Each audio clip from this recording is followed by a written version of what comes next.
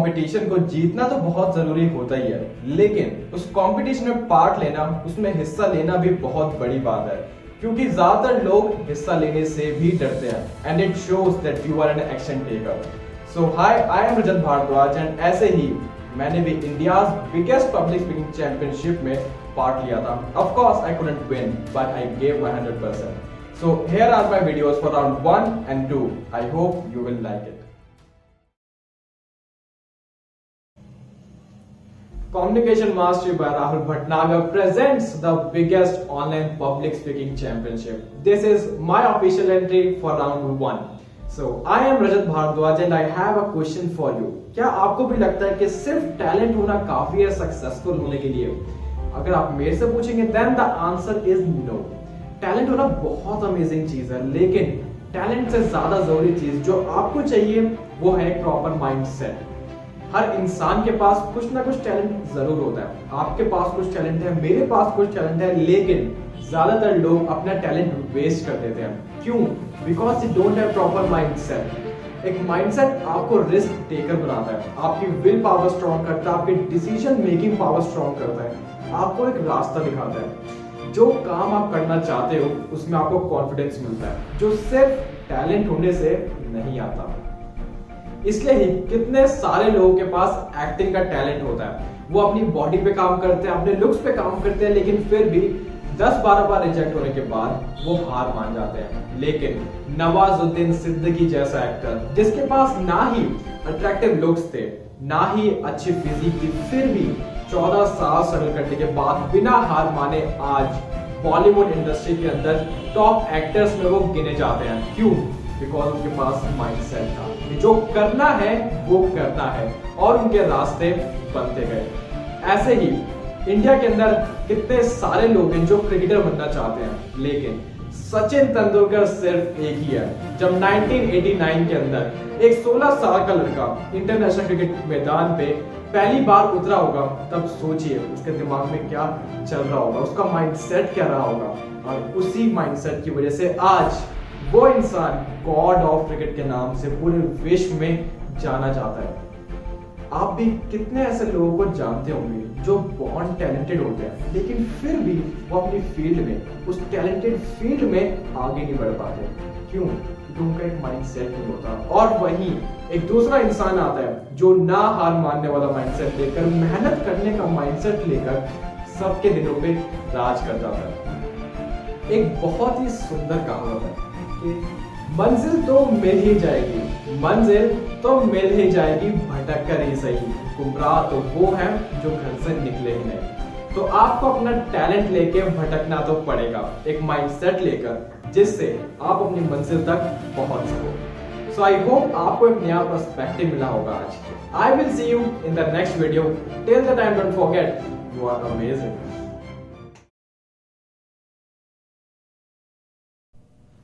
Communication Mastery by Rahul Bhatnagar presents the biggest online public speaking championship.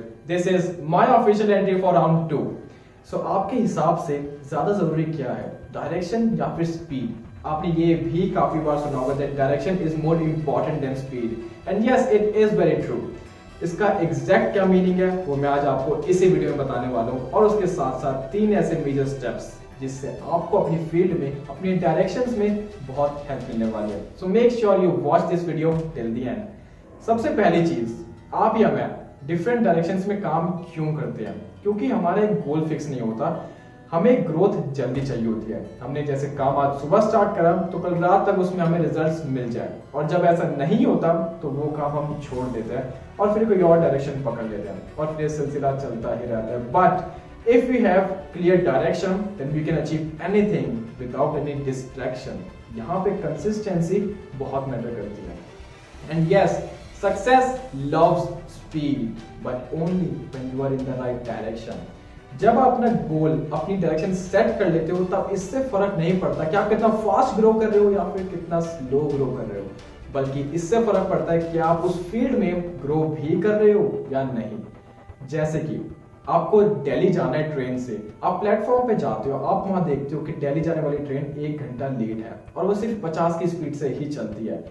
And फिर वहां आप देखते हो कि एक और ट्रेन आने वाली है सिर्फ 10 मिनट के अंदर अंदर, जो कि मुंबई जा रही है और वो 120 की स्पीड से चलती है।